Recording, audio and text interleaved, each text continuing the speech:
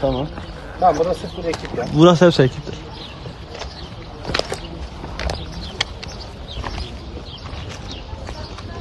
Ben attın mı? Tamam.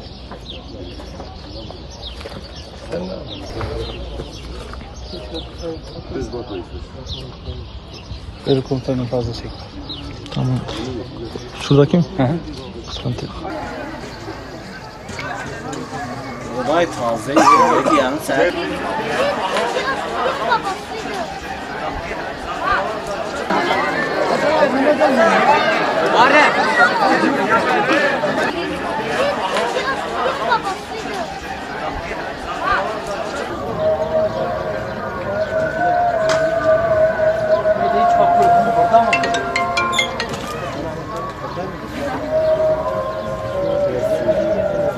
Yok, ters atlarsan da şey oluyor.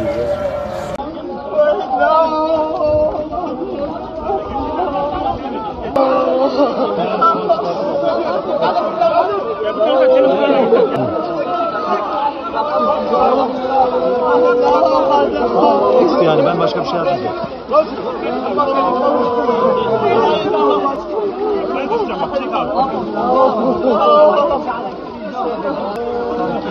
Abi şurada, Harun şurada.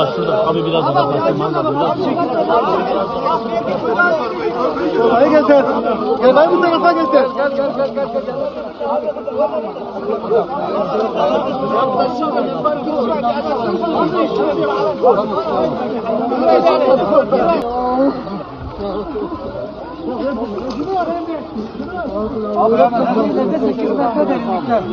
Ne kadar?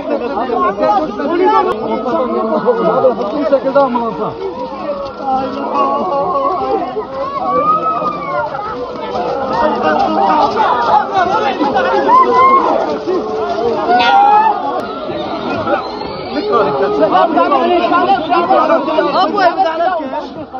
Kapıları kapattın abi, kapıları kapattın. Kapıları kapattın.